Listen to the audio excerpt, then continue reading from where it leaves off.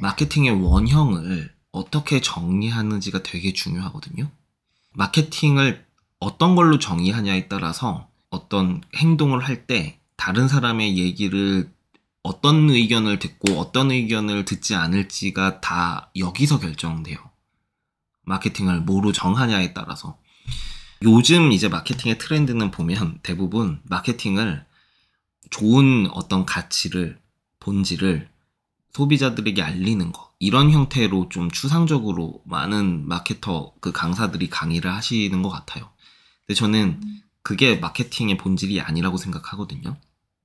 실제로 마케팅은 전쟁에서 많이 용어도 사용되고 있고, 그러니까 전략 전술 자체가 전쟁 용어예요. 그러니까 전쟁이 문명화된 게 진짜 마케팅이거든요. 그럼 우리가 전쟁을 왜 하는지를 아는 게 되게 중요하잖아요.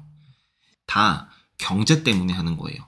금전적 이득이 있기 때문에 전쟁을 하는 거거든요. 그러니까 우리가 다른 나라에 쳐들어가려면 압도적인 차이로 이겨야 되는 거예요, 항상. 왜냐하면 비등비등하게 싸우게 되면 우리 병사도 많이 죽고, 우리가 이긴다고 하더라도 그쪽 나라의 병사들이 다 죽은 상태일 거 아니에요. 게다가 시설들도 전부 다 파괴되어 있을 거고요. 그러면 우리가 이겨도 전리품으로 얻을 수 있는 게 없잖아요. 그죠? 백성들은 노동의 강도가 2배가 되는 거예요, 심지어. 줄어든 인원으로. 영토만 넓어졌으니까. 그러니까 우리가 현명하게 마케팅을 하려면 우리가 쳐들어가는 적국의 인프라를 최대한 잘 보존하면서 승리해야지만 결국 그쵸, 우리가 얻을 수 있는, 습득할 수 있는 전리품이 많아지거든요. 이걸 어떻게 하면 잘할지를 짠 게 전략이고 전술이에요. 이것을 그대로 현 시점에 우리가 총 칼로 싸우는 게 아니라 돈으로 싸우고 있잖아요. 그쵸? 금력으로. 어떻게 해야 되는지를 생각하는 게 되게 중요해요. 결국은 마케팅, 지금 현대에서의 마케팅의 의미는 과거와 지금 바뀐 게 하나도 없어요. 그러니까 고객을 뺏어오는 활동이에요. 내가 가치를 잘 전달해야 된다고 주장하는 마케터들은요, 그 가치를 잘 전달하는 활동 끝에 결국 다른 사람들의 구매 활동을 우리 브랜드로 가져오기 때문에 가치를 잘 전달해야 된다고 얘기하는 거예요. 왜냐하면 지금 이 시점에 우리가 타겟으로 하고 있는 고객들이 갑자기 분열하거나 증식하지 않잖아요. 인구수는 고정되어 있단 말이에요. 그러니까 우리가 마케팅을 잘하면 할수록 경쟁사 제품을 구입하던 고객들이 우리 제품을 구매하는 거예요. 그렇기 때문에 이거는 파이가 정해진 시장에서 어떤 사람들이 더 우리 제품을 더 많이 구매하게 만들까의 싸움인 거예요. 시장이 엄청 이제 글로벌로 생각하고 계시기 때문에 엄청 크다고 느끼겠지만, 사업체가 커지면 커질수록 직접 경쟁하고 있는 회사가 내 바로 옆에 앉아 있는 것처럼 엄청 가깝게 다가오게 되거든요. 이 회사가 지금 마케팅을 어떻게 하고 있다 그러면 우리도 바로 다음 전략을 짜야 되는 상황이 생기고요. 이렇게. 그렇기 때문에 지금 마케팅의 원형을 어떻게 잡으셔야 되냐면, 결국 다른 사람의 구매 활동을 뺏어오는 방법, 그것도 경쟁력 있게 뺏어오는 방법이 마케팅이라고 정의를 하셔야지만, 지금부터 하시는 모든 활동들이 그 관점에서 새롭게 정리되기 시작해요. 시장조사나 경쟁사 조사도 내가 가치를 전달하기 위해 사람들한테 어떤 사람들에게 전달해야 될지를 고민하기 위해 시장조사, 경쟁사 조사하는 게 아니에요. 내 바로 앞에 달리고 있는 사람이 누구이고 내 뒤를 바로 쫓아오고 있는 사람이 누구인지를 알기 위해 하는 게 시장조사, 경쟁사 분석이고, 내 바로 앞에 달리고 있는 사람들의 구매 활동을 뺏어오려면 앞에 달리고 있는 사람들보다 잘해야 되잖아요. 그리고 내가 잘못하면 뒤에 있는 사람, 뒤에 쫓아오는 사람들이 내 고객을 다 가져가게 될 거니까요. 지키는 것과 공격을 계속 같이 잘 해야 된단 말이에요. 그러려면은 내가 공격을 할 때는 어떤 활동에 집중해야 되고, 방어할 때는 어떤 활동에 집중해야 되는지를 알고 있어야 되잖아요. 그렇기 때문에 공격해야 되는 걸 우린 현대에서 어떤 개념으로 설명하냐면 성수기라고 얘기하고, 방어해야 될 때는 비수기라고 얘기하는 거예요. 그래서 제가 마케팅 전략을 짜실 때 이 관점에서, 내가 승리하기 위한 기술이라는 관점에서 반드시 먼저 검토하셔야 되는 항목들을 하나씩 순서대로 알려드릴게요. 이것들만 이제 정비하셔도 손자병법에도 나왔듯이 이제 적을 알고 나를 알면 100번 싸워도 지지 않는 싸움을 한다라고 나오거든요. 그러니까 절대로 큰 실패 없이 사업을 잘 운영할 수 있어요. 그러니까 한번 잘 점검해 보세요. 자, 첫 번째로 점검해야 되는 요소는 뭐냐면요. 우리 회사의 비즈니스 구조를 아는 거예요. 이 구조라는 건 이런 거예요. 이 두 가지 질문에 대해서 답변을 하실 수 있어야 돼요. 우리 리더십 수업 때 한번 했거든요, 이미. 기억하실런지 모르겠는데 우리의 고객이 누구인지를 알고 있어야 돼요. 이게 정말 너무 중요한 질문인 게 우리의 고객이 누구인지 모르면 서비스의 품질을 정의할 수가 없거든요. 이것을 구매하고 있는 사람들이 누구인지를 정의하지 못하면 이 제품의 서비스를 디벨롭 시킬 수가 없어요. 그러니까 고객이 누구냐라는 묻는 질문은 1차원적으로 내가 어떤 사람에게 마케팅을 해야 된다라는 그 답을 얻기 위해서 하는 질문이라기보단 보다 고차원적으로 우리 서비스가 이제 지속 가능하게 계속 성장하려면 무엇에 집중해야 되는지를 알기 위해서 필요한 질문이에요. 고객이 누구인지 묻는 질문은요. 그 다음에 두 번째 질문, 중요한 질문은 뭐냐면 그 고객들이 우리 제품을 왜 구매하는지 아셔야 돼요. 왜 우리한테 돈을 냈는지 알고 계셔야 돼요. 이것도 품질과 연결된 질문이에요. 첫 번째 구매는 우리가 고객으로 치지 않아요. 2번 이상 반복 구매하는 사람들만 우리가 고객이라고 생각해야 되거든요. 근데 고객들이 한 번도 아니고 2번 이상 반복 구매하는 이유가 있을 거 아니에요. 그쵸? 이것도 서비스의 품질과 관련된 질문인데 왜 서비스의 품질에 사업자들이 전부 다 목숨을 걸어야 되냐면 정말로 서비스의 품질이 떨어지기 시작하면 노동의 강도가 올라가고 돈은 적게 버는 악순환에 빠지게 돼요. 자, 한번 이렇게 설명해 드릴게요. 우리가 지금 고객의 문제를 해결하면서 그 대가로 돈을 받잖아요. 그쵸?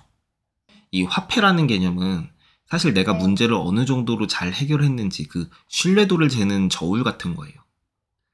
내가 이 문제를 잘 해결하면 해결할수록 그러니까 저울에 달리는 무게가 늘어날 거고 그러니까 돈이 올라갈 거고 내가 이 문제를 잘 해결하지 못하면 못할수록 내가 받고 싶은 돈보다 훨씬 더 낮은 비용을 받아야지만 사람들이 이 서비스를 이용할 거란 말이에요. 그쵸? 그럼 이 얘기가 무슨 뜻이냐면요. 내가 제품 하나를 100만 원에 팔면 한 달에 한 명의 고객만 받아도 100만 원을 버는 건데 내가 제품 가격을 10만 원에 팔아야 된다면 한 달에 10명의 고객을 받아야 100만 원을 만들 수 있다는 뜻이잖아요. 그쵸? 가격을 결정하는 건 서비스의 품질이에요. 방금 말씀드렸던 것처럼 화폐는 그 사람의 품질을 재는 저울 같은 거라 그랬잖아요. 돈이 계속 떨어진다는 건 품질이 계속 질적 저하가 일어나고 있다는 거예요. 서비스가. 그러면 내가 10명의 고객을 받아야 되다가 나중에 100명의 고객을 받아야 되고 나중에 1000명의 고객을 받아야지만 간신히 사업이 유지되는 상황이 될 수 있어요. 지나치게 단순화한 면이 없지 않아 있지만 이게 기본이에요. 그렇기 때문에 서비스의 품질을 목숨 걸고 지키셔야 돼요. 계속 디벨롭 시키면서 어떻게 소비자 가격을 최적화시킬지를 연구하셔야 서비스의 품질은 아주 극상인데 가격이 저렴해서 진짜 시장의 점유율이 확 높아지는 상황을 만들 수도 있는 거죠. 가격이 먼저가 아니라 품질이 먼저예요. 그래서 이게 가장 먼저 점검해 보셔야 되는 그 항목 요소이고요. 두 번째로 점검해 보셔야 되는 건요. 시기예요. 시기. 지금 내가 마케팅을 공격적으로 해야 될 땐가. 여기서 얘기하는 공격적이라는 건 무기를 동원할 때, 그러니까 돈을 동원할 때인지 아닌지를 검토해 보셔야 돼요. 당연히 성수기 때 돈을 쓰는 마케팅을 해야겠죠. 왜냐면은 가장 대표적인 예로 우리가 핫팩을 겨울에 팔잖아요. 겨울에는 핫팩의 검색량 자체가 늘기 때문에 그래요. 그래서 핫팩이라는 키워드로 검색을 할 때 내가 판매하고 있는 제품이 상위 노출되면은 거기서 구매가 일어날 가능성이 제일 높잖아요. 특히나 핫팩 같은 경우에는 저관여 제품이라 상세 페이지가 중요하지도 않죠. 가격과 개수 이런 것들만 보고 사람들이 구매할 거란 말이에요. 그러면 무조건 상위 노출되는 게 우리한테 이득이죠. 그러면 마케팅에 돈을 굉장히 많이 써야 된단 말이에요. 자, 근데 그 마케팅에 돈을 굉장히 많이 써야 되는 그 상황에서 누가 그 무기를 많이 보유하고 있느냐가 싸움의 승패를 좌우할 거란 말이에요. 근데 어떤 사람이 여름에는 핫팩이 안 팔리니까 여름에 핫팩을 미리 팔 생각을 했다고 한번 쳐볼게요. 그건 되게 어리석은 거잖아요. 그쵸? 사람들이 검색도 하지 않을 거고 핫팩은 여름에 안 필요하니까. 그렇지만 내가 핫팩을 여름에 판매하기 위해 마케팅 비용을 모으는 게 아니라 쓰고 있을 거 아니에요. 그 직원들도 그때는 쉬면서 이제 성수기 때 총력전을 준비해야 되는데 쉬지도 못하고 일을 할 거 아니에요. 의미 없는 일에. 그러니까 비수기 때는 잘 지키고 잘 아껴서 성수기 때 공격할 수 있는 체력과 그쵸 무기를 잘 만들어 놓는 게 비수기 때 하셔야 되는 일들인데 이걸 비수기 때도 풀파워로 일하고 성수기 때도 풀파워로 일하고 이것이 1년이 아니라 2년, 3년 되면 사람들이 그 회사에 어떻게 계속 다녀요? 힘들어서 다 나가 떨어지지. 그쵸? 근데 제가 핫팩으로 예시를 들었지만 핫팩이나 아이스팩처럼 이 계절 이슈가 있는 제품이 아니더라도 모든 서비스는 다 성수기와 비수기가 있어요. 심지어 장례 서비스조차 성수기와 비수기가 있어요. 네, 사람이 많이 돌아가시는 계절과 사람이 적게 돌아가시는 계절이 있거든요, 실제로. 제가 얘기하는 마케팅 비용이 꼭 광고 상품에 돈을 쓰는 걸 의미하는 게 아니에요. 세일즈맨을 고용하는 게 마케팅이 될 수도 있죠. 네. 그러니까 돈을 잘 세이브 하셔야 돼요, 비수기 때. 네, 이게 정말 중요합니다. 잘 모은 걸로 공격하고 다시 그 한철 농사 잘 지은 걸로 이제 조직 정비하고 잘 아껴서 다시 또 공격하고 이것의 그쵸 연속이에요. 그래서 성수기가 언제고 비수기가 언제인지를 명확하게 인식하고 계셔야 돼요. 우리는 성수기와 비수기를 통제할 수 있는 산업인 거잖아요. 산업군에 있는 거잖아요. 우리가 실제로 신제품을 자주 출시하기만 하면 이 시장을 교란할 수 있는 거예요. 왜냐하면 다른 경쟁사 제품보다 신제품 출시 주기가 빠르면 그리고 다른 경쟁사의 신제품 출시 주기보다 우리가 좀 더 빠르기만 해도요. 그쵸. 우리가 원래 저쪽 시장에 갈 수 있는 고객들을 미리 당겨 뺏어올 수가 있잖아요. 이런 구도들을 잘 이해하고 계시고 내가 언제 힘을 쓰고 언제 쉬어야 되는지를 잘 그쵸 알고 있어야 된다는 거예요. 두 번째, 그게 타이밍에 대한 얘기예요. 시기. 싸워야 되는 시기가 언제인지를 알아야 된다는 거고요. 세 번째, 전략적으로 검토하셔야 되는 건 뭐냐면 싸움터예요. 싸움터. 내가 싸우는 장소가 나한테 유리한 장소인지 아닌지를 확인하셔야 되거든요. 이걸 제가 현대적으로 다시 해설해드리면 이런 거예요. 늘 시장에서 독보적인 존재가 되고 싶어 해요. 모든 사업자들의 꿈이죠. 이 시장에서 나만 가지고 있는 유니크함이 있길 바라거든요. 그쵸? 특장점이요.